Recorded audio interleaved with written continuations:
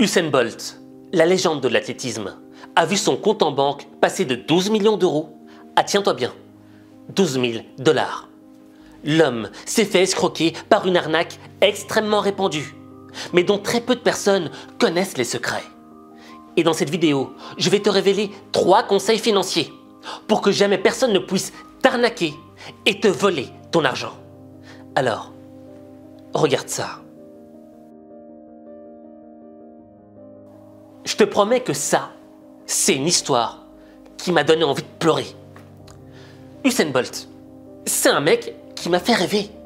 Je veux dire, quand il tapait ses sprints, quand il faisait ses records du monde, il était constamment loin devant les autres et tu avais l'impression que c'était facile. Or, derrière cette apparente facilité, il y a eu des sacrifices, il y a eu des efforts, il y a eu des jours de doute. Je veux dire, t'arrives pas à ce niveau-là sans t'être sacrifié physiquement. Surtout que quand tu es un athlète de haut niveau, faut savoir une chose, tu détruis ton corps. Tu détruis ton corps parce que tu dépasses tes limites physiologiques. Donc le mec s'est détruit pour arriver là où il était. Mais en se détruisant, il a mérité salaire. Un très bon salaire même. Des millions de dollars. Et à un moment dans son compte, quand il avait 12 millions, il y a des hommes d'affaires jamaïcains de son pays qui sont venus vers lui et qui lui ont dit « Écoute mec, on est une société d'investissement. Stocks and Security Limited, je sais pas quoi. » Et Usain Bolt, il a eu confiance. Surtout que les mecs lui ont dit que ces 12 millions de dollars qu'il avait, il allait pouvoir faire x4 en quelques temps. Donc le mec, avec confiance, il a mis ses 12 millions de dollars dans cette société d'investissement. Mais un jour, son manager va vers la société pour voir si l'argent s'est fructifié ou pas. Et quand il voit ce qui reste dans le compte, 12 000 $. Ah! Il y a de quoi péter un plomb. Il y a quoi creuser un trou et de se dire « je sors plus jamais ». Et tu vois, ça a scandalisé même tout le peuple jamaïcain qui a commencé à scander dans les rues « Où est l'argent? Où est l'argent ?» Pourquoi? Parce que tout d'abord, Usain Bolt, c'est une icône, c'est une légende dans le pays. C'est un mec qui vient d'une famille ultra modeste. Et donc, quand il voit l'enfant du pays réussir, faire des records et avoir de l'argent, c'est une source d'inspiration pour eux. Et c'est un scandale de voir cet homme tellement généreux, tellement gentil, se faire arnaquer et devenir ruiné, sans le sou. Et dans cette affaire, il n'y a pas qu'Usain Bolt qui a été arnaqué, non. Il y a une quarantaine de personnes qui se sont retrouvées ruinées, sans sou. Et là, il y a une question qui se pose. Est-ce que c'est de la faute d'Usain Bolt? Est-ce qu'il n'aurait pas dû faire plus attention? Non. Dans cette affaire, Usain Bolt est la victime. Pourquoi? Parce que ces arnaqueurs ont utilisé 3 leviers mentaux pour l'arnaquer. Et ces 3 leviers, ils marchent à tous les coups. C'est la raison pour laquelle je vais te les présenter pour que toi-même t'évites de te faire arnaquer.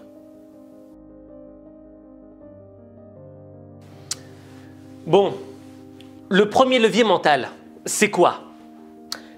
Je vais te donner un exemple, d'accord? J'ai un pote qui m'a envoyé une vidéo il n'y a pas longtemps. Une vidéo où on t'explique que tu peux gagner de l'argent très facilement et très rapidement.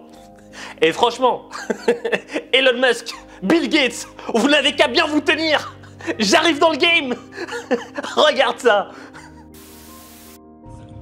Voilà les filles, donc je vais vous montrer en quoi consiste exactement le travail.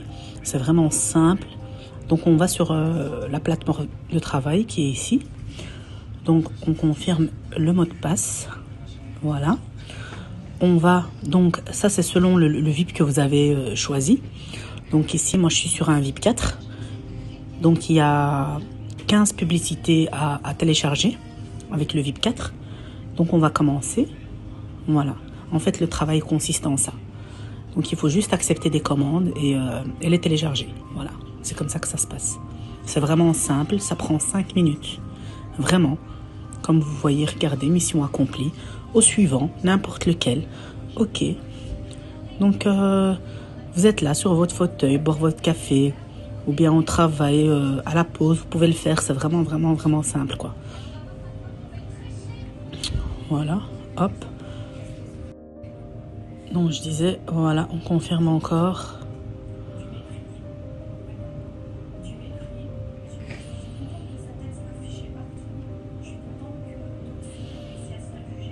Voilà, hop. Jusqu'à ce que ça, à un moment donné, ça s'arrête. Ça va s'arrêter tout seul.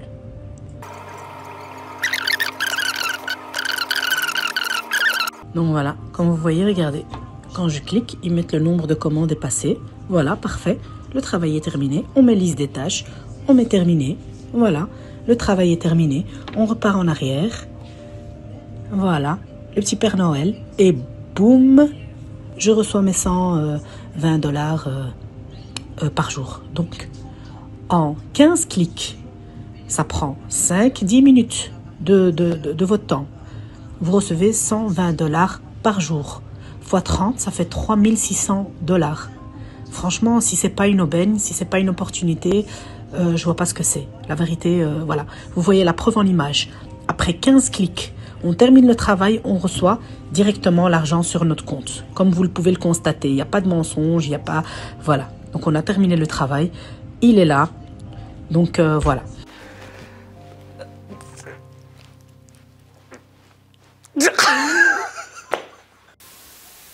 Attends, là je suis sans voix. 120 dollars en 5 minutes. Mais mec, arrête ton travail. Arrêtez de faire vos études. Elon Musk, Bill Gates, arrêtez tout. Voici la nouvelle source de richesse. 120 dollars en 15 clics, en 5 minutes.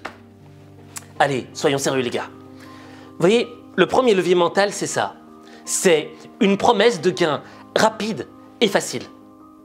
Et tu vois, ce genre de truc-là, on peut en rire, mais ça marche. Pourquoi? Parce qu'on joue sur le levier mental le plus important. Parce que ton cerveau à toi, à moi aussi, hein, il est programmé pour être procrastinateur. Il n'aime pas la difficulté, il n'aime pas d'attendre. Donc, quand tu lui proposes quelque chose de rapide et de facile, il fonce, il est intéressé. C'est comme ça qu'ils ont eu Usain Bolt. Ils lui ont dit, écoute Usain, 12 millions de dollars aujourd'hui, 48 millions de dollars demain, sans rien faire et extrêmement rapidement. Qui aurait dit non? Mais tu vois, en finance, faut se méfier de, de tous ces gains rapides et faciles. Pourquoi? Admettons que demain, moi j'ai une ferme de poules, d'accord? Et tu vois, je conçois mes propres graines. Tu vois, je mets des trucs chimiques dedans, etc. Et je donne ça à mes petites poupoules, tu vois? Poupoule, poup, poup, poup, poup. Mangez, mangez. Le lendemain, je vais voir mes poules. Et bam, quelle surprise! Elles ont toutes pondu des œufs en or. Je deviens milliardaire. Et chaque jour, je leur donne ces graines et chaque jour, elles commencent à pondre des œufs en or. Est-ce que tu crois vraiment que je vais te révéler le secret de mes graines? Jamais. Je te connaîtrais même pas. Hashtag motivation, moi-même je me connaîtrais même plus, tu vois. Hashtag motivation, jamais entendu parler. Quelqu'un qui trouve un trésor, quelqu'un qui trouve un moyen de faire de l'argent rapidement et facilement, est-ce que tu penses vraiment qu'il va partager l'info avec toute la planète? Bien sûr que non. Parce qu'il y aura moins de parts de gâteau. C'est logique. Donc ça, tu vois, c'est le premier levier. Tu vois, on joue sur la naïveté des gens pour leur faire croire qu'ils vont gagner rapidement et facilement. Mais ça n'existe pas. Le deuxième levier, c'est l'affect, l'émotion. Tu vois, Usain Bolt, il a décidé d'investir dans cette société-là parce qu'elle était basée à Kingston, dans son propre pays, dans son pays qu'il a vu grandir, dans son pays de cœur. Tu vois, il y avait un lien émotionnel. La raison pour laquelle il n'a pas investi aux États-Unis, à Hong Kong ou à Singapour, non. Il s'est dit, je reste chez moi. Et c'est ça le problème. Dès que tu commences à mettre de l'amour dans tes finances, de l'émotion dans ton business, c'est foiré. Ça me rappelle une histoire qui m'avait totalement choqué. Ça s'est passé au Maroc, dans la ville de Tanger. Il y a un gars, il avait acheté une maison. Et il a demandé à son frère de rester dans la maison pendant que lui partirait en voyage pendant 1 an. L'année passe, il revient. Il revient à la maison. Ah, mon frère, je suis content de te voir et tout. Et il voit que son frère, lui, il a un visage méchant. Il n'est pas heureux de le revoir. Et là, il dit, mais qu'est-ce qui se passe là? Pourquoi t'as l'air si triste de me voir? T'as pas l'air content. Là, son frère lui dit, mais pourquoi tu viens chez moi? Attends. Chez toi? Mais c'est chez moi, c'est ma maison. Et j'ai demandé de rester là pendant 1 an pour surveiller ma maison. Mais là, maintenant, je reviens avec ma famille. Non, voici les papiers. Le mec avait trafiqué les papiers, je crois qu'il avait payé des gens pour de la corruption ou un truc du genre, mais la maison s'est finalement retrouvée à son propre nom, et plus au nom de son frère. Le gars avait mis de l'affect, il avait mis de l'émotion, parce que c'était son frère, c'est le gars avec qui il avait grandi. Le problème, c'est quoi? C'est que ce soit tes amis, que ce soit ta famille, dès qu'on commence à parler d'argent, il y a des têtes qui commencent à tourner. Surtout quand on parle de grosses sommes. Donc, l'idée, c'est quoi? C'est dès que tu arrives sur un sujet de finance, d'argent, tu ne mets pas d'émotionnel là-dedans. Tu ne mets pas d'affectif là-dedans. Surtout quand c'est lié à ta famille, à quelque chose qui te touche profondément. Le dernier élément, c'est donner une confiance aveugle. Je ne sais pas si tu connais Bernard Madoff, l'ancien banquier d'affaires qui s'est suicidé dans sa cellule en prison. Aux États-Unis, il était l'un des financiers les plus en vue avant d'être condamné à 150 ans de prison pour escroquerie. Bernard Madoff est mort derrière les barreaux, il avait 82 ans. Bonjour Emmanuel Saint-Martin, vous aviez sorti en 2009 chez Albin Michel et surtout n'en parlez à personne. Bernard Madoff était devenu le symbole de la crise financière. Oui, exactement. C'était, il faut se souvenir, il y a 10 ans, il y a 11 ans, 12 ans maintenant, c'était devenu le symbole parce que c'était finalement une affaire assez facile à comprendre, même si elle était extraordinaire par son ampleur. Simplement, Madoff, pendant plusieurs décennies, sans doute plus de 20 ans, a pris de l'argent d'investisseurs en prétendant qu'il l'investissait sur les marchés. Finalement, il le mettait dans un compte en banque et ce même argent, il le donnait sous forme de faux dividendes finalement à ses investisseurs. Et voilà, tout cela, c'est un Ponzi scheme très classique.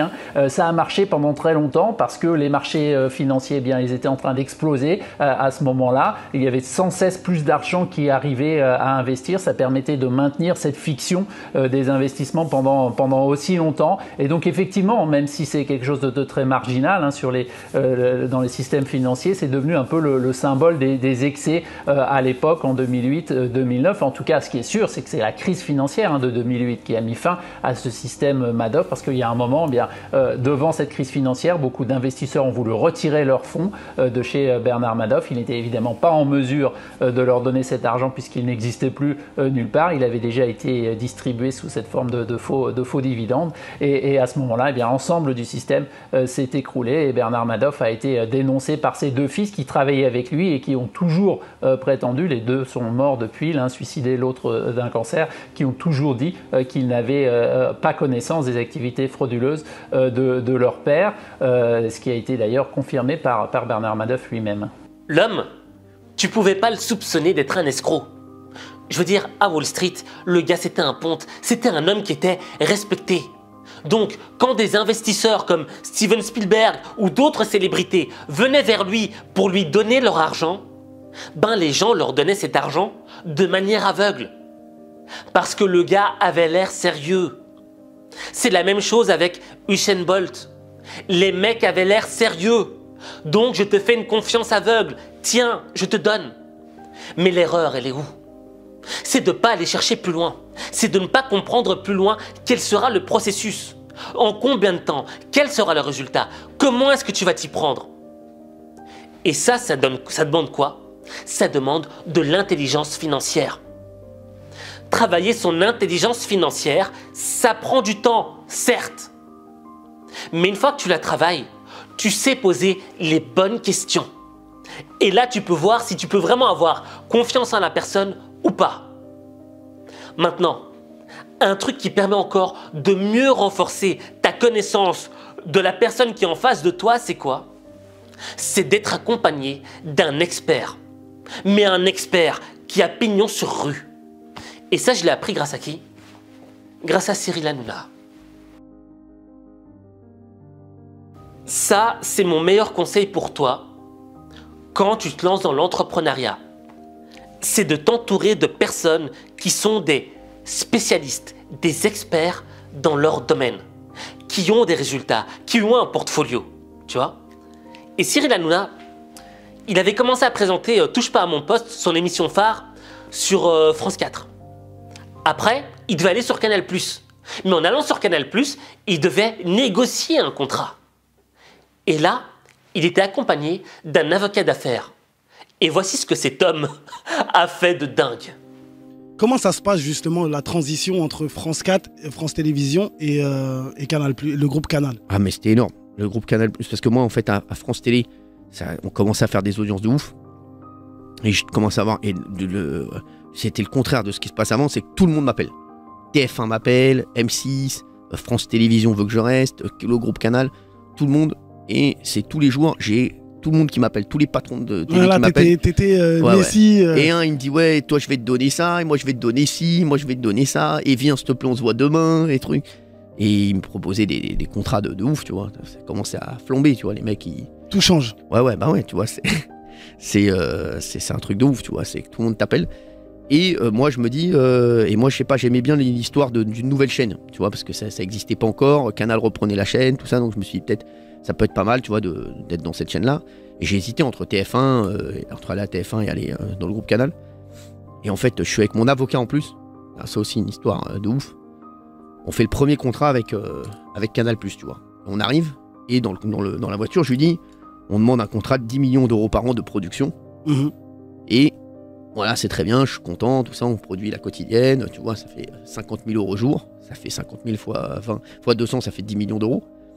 Et tu vois, je te raconte vraiment les histoires de ouf. Et donc on arrive, on est avec les patrons de Canal, là je suis avec mon avocat, et lui je suis comme ça, là, et on commence à arriver, ils font alors, vous voulez un contrat de combien? Et lui il dit, de 15 millions d'euros. Il dit 10, ah ouf, oui, je lui dis 10. Ouais. Et les gars ils font, mais on avait dit 10. Il dit, ah non, c'est 15. Ils partent, on les voit parler comme ça, là, derrière une vitre. Je les vois, ils font, ouais, qu'est-ce qu'il peut me dire? Vas-y. Tu les as pris au dépourvu, quoi. Ils reviennent, ils disent, bon, c'est bon à 15 millions d'euros.